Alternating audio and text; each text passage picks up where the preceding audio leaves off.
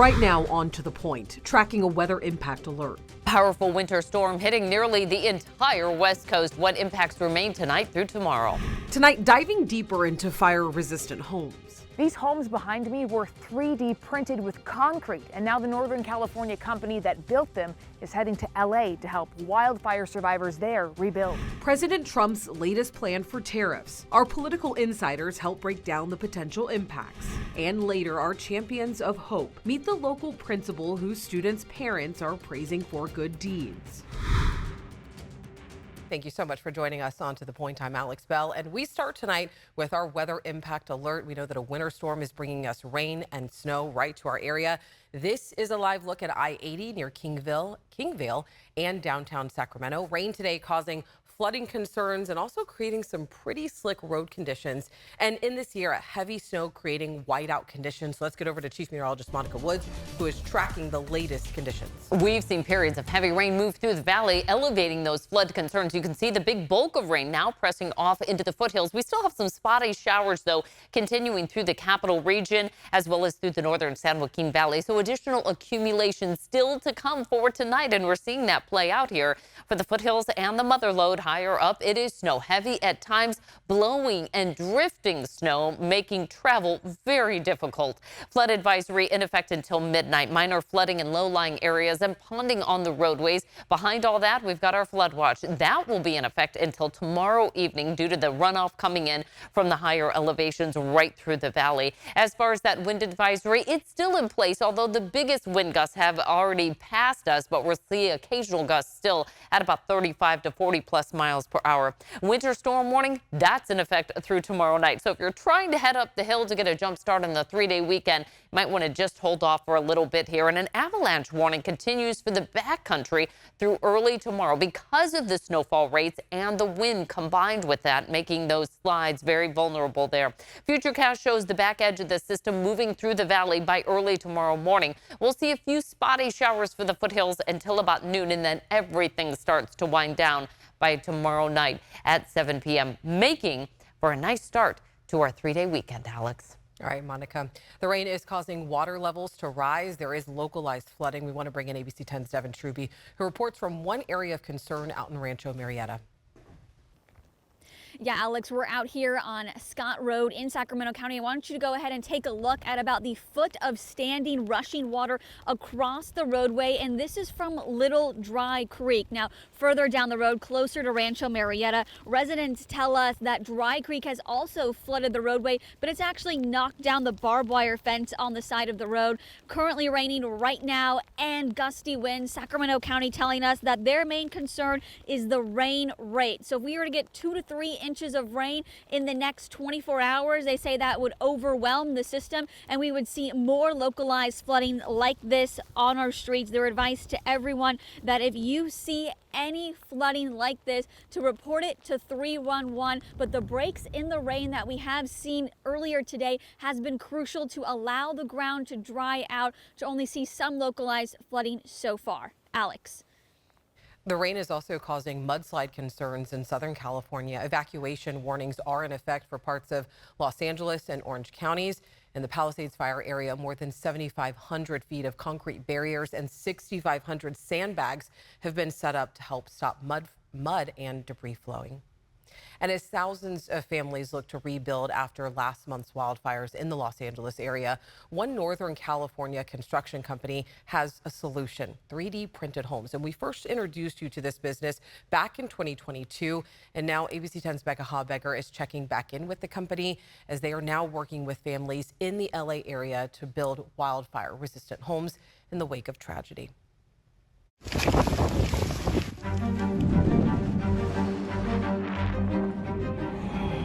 Weeks since several wildfires in the Los Angeles area killed at least 29 people and damaged or destroyed more than 18,000 homes and other structures. Oh, and we have, a partial structure collapse.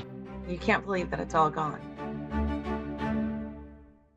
Thousands like Evangeline Iglesias are looking to rebuild. 3:30 in the morning, a police officer was driving up and down our road saying, mandatory evacuation, everybody out. January 8th was the last time this single mom of 3 adult children would see her family home in Altadena. They'd lived there for 25 years. When they could return, this is what greeted them. The chimney is all that stood.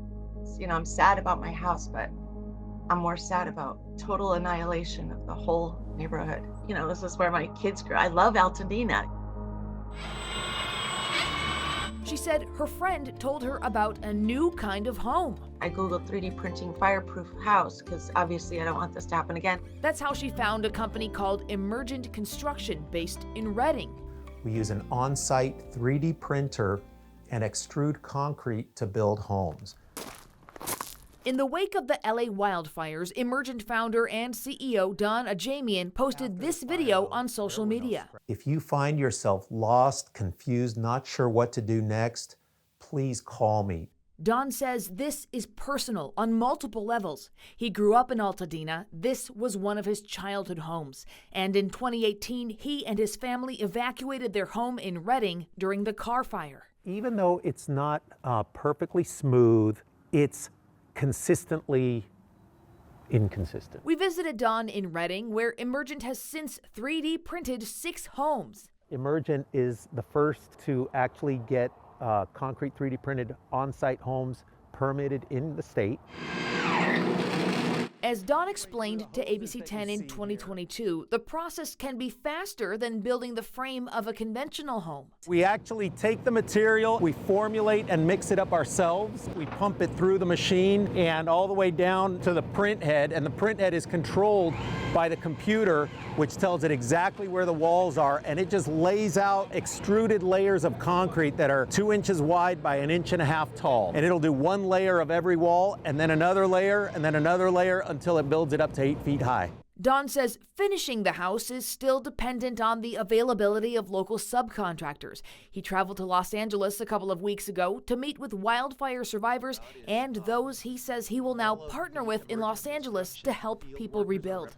He adds one of the 7 total homes Emergent printed is at Woodbury University in Los Angeles County. It's good to know that their building department's already seen this, and it's not going to be a surprise to them. And importantly, these homes will be wildfire resistant. There will literally be no flammable materials as a part of the structure of the house.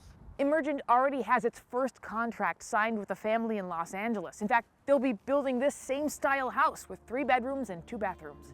That family is Evangelines. It's going to be amazing. I just can't wait. We try to find a little bit of light at the end of the dark tunnel. In Redding, Becca Habiger, ABC 10. And as far as costs, Emergent Construction says right now the cost of 3D printing a home isn't much different from conventional construction, but he does predict that within a decade, 3D printing houses will get significantly less expensive as the technology evolves. All right, coming up next, on To The Point, President Trump announcing a new tariff plan tonight, what it could mean for prices.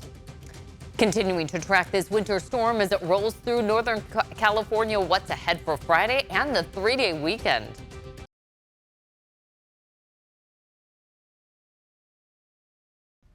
Welcome back. Winter weather is creating hazardous conditions on the road. This is video of a 100-plus car pileup in Oregon.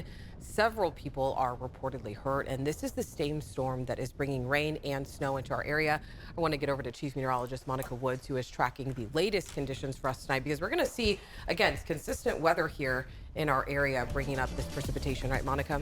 That's right. And so I'm tracking a lot of the travel conditions in the high country. Wanted to show you this. Chain controls on Donner Lake. The deal here is, though, they are holding trucks at Applegate. So no trucks are even allowed up there. And you can see the reason why. It is near whiteout conditions. Chain controls in effect as well along Highway 50. So there is a lot of dangerous travel up through the high country as this system continues to pull its way through. Now, the valley will start to see less impacts from this overnight tonight, but it lingers for the Sierra. As far as the total precipitation, over 1 inch throughout much of the valley, over 2 inches of rain for Placerville, and it's still raining right now.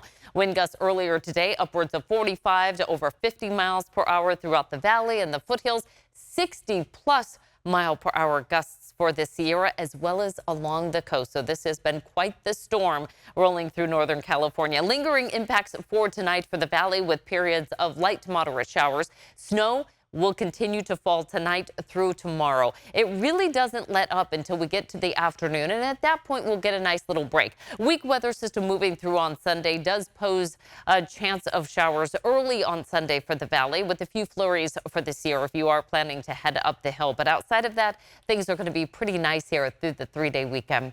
Highs for tomorrow in the 30s for the Sierra. We're in the 40s to near 50 down the hill, with again lingering showers at least early in the day for the foothills, and snow continues until about 7 o'clock tomorrow night.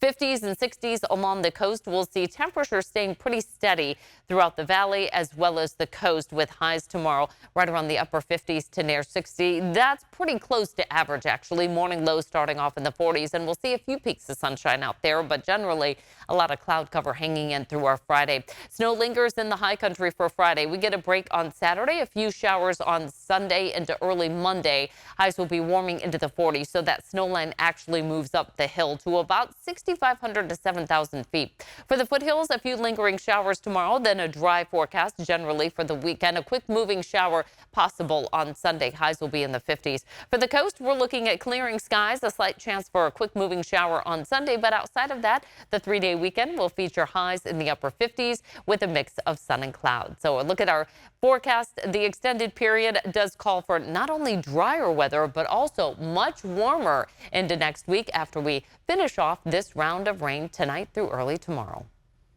Stay with us after the break. Trump's latest plan for tariffs. Tonight, our political insiders break down the impacts.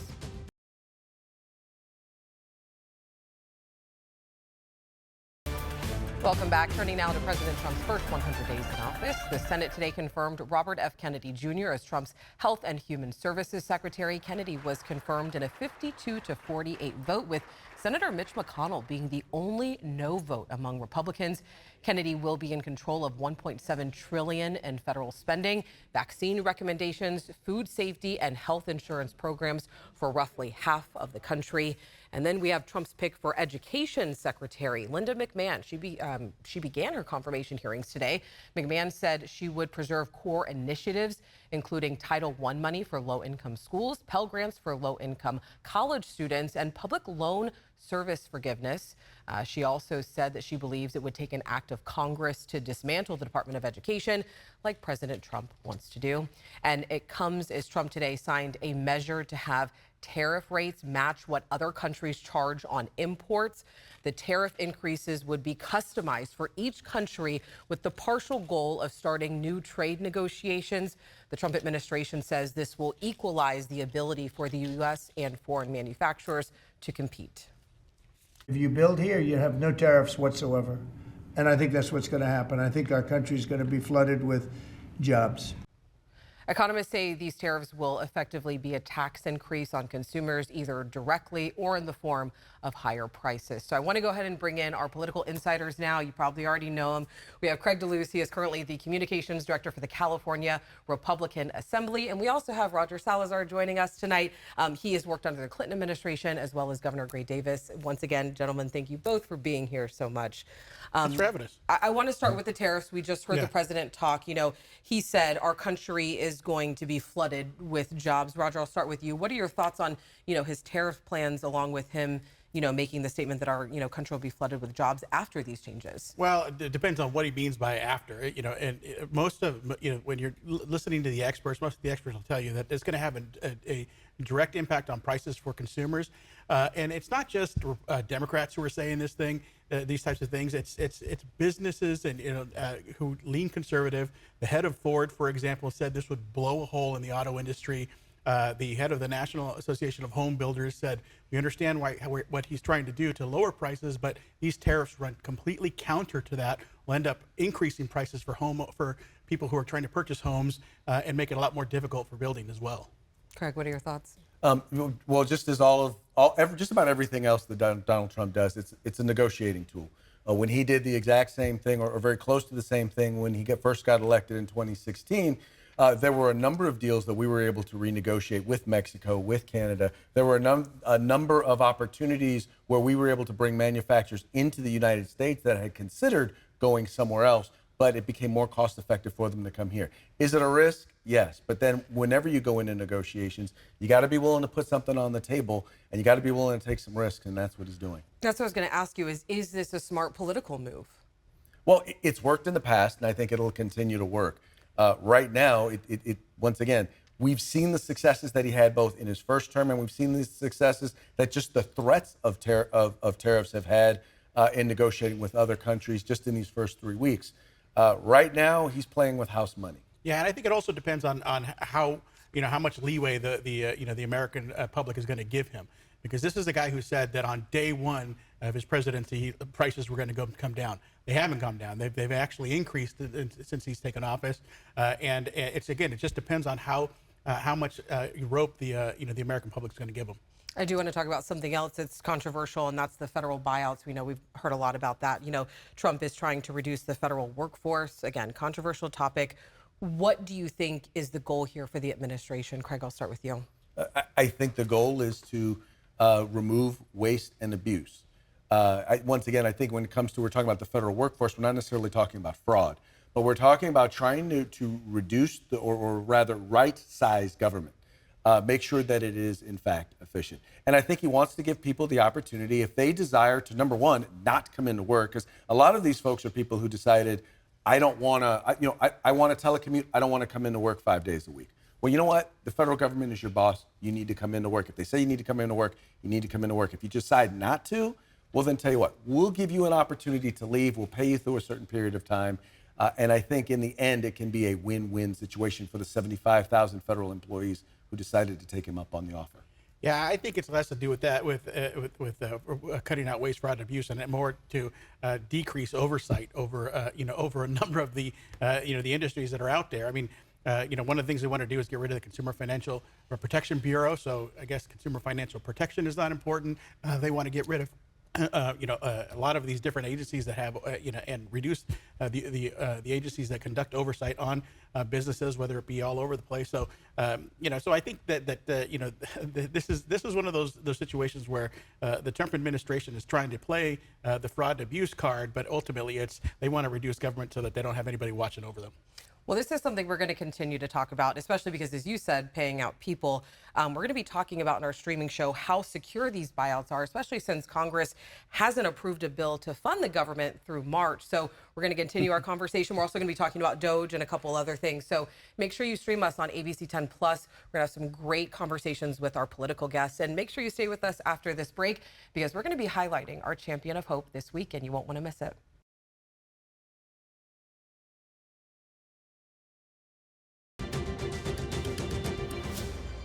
We know that in news, stories are filled with challenges and hardships, but incredible things are happening every day, from neighbors helping neighbors to inspiring acts of kindness. Each week in our segment, Champions of Hope, we're going to be sharing stories on people making a difference, reminding us of the power of community. Tonight, we're going to be taking you out to Westwood Elementary in Stockton, where a principal caught the attention of one local parent. Raise your hand if you were done with science. It's the little things. I've never seen a principal out there doing crossing guard in their three-piece suit. I've never seen a principal out there sweeping up the parking lot. That Westwood Elementary parent Rosalinda Valencia notices Principal Joseph Ward doing for her kids. I definitely respond. Thank you for being a caring principal and always putting the needs of the families and the children first. They want it. They want the garden. Westwood Elementary is just a wonderful community. Mr. Ward has been the principal of Westwood Elementary for 2 years. When you walk on campus, there's a sense of belonging here that I think the kids feel, I think the staff feels, I think the parents feel. Admittedly, he wasn't always the easiest student to work with back in the day. I've had my trips to the principal's office, so to speak. But the support and mentors in his life made a difference, something he hopes to pass on to staff and students at his school. To me, it feels like I'm paying forward in the best way I can the people that have poured into me. I love to help where I can because I think that's my purpose. That's why I'm here in education, is to be supportive. He's grateful for his students, parents, and staff, and to the mom that wrote into ABC 10. They're very kind words and a kind act, and I hope to earn that and repay that every day. See you later. Thank you. And we know there are so many more stories waiting to be told. So if you know someone making a difference, of course, we would love to hear about it. You can always share a story with us by emailing us at tothepoint@abc10.com. Together, we can keep spreading positivity one story at a time. As always, thank you so much for watching and for inviting us into your home. To the Point does not end here. You can always watch our stories featured on our show. All you have to do is just download our free ABC 10 Plus streaming app to your TV. We'll have your live weather, news, and of course, politics, everything you need to know. Download it straight to your TV. I'll see you tomorrow.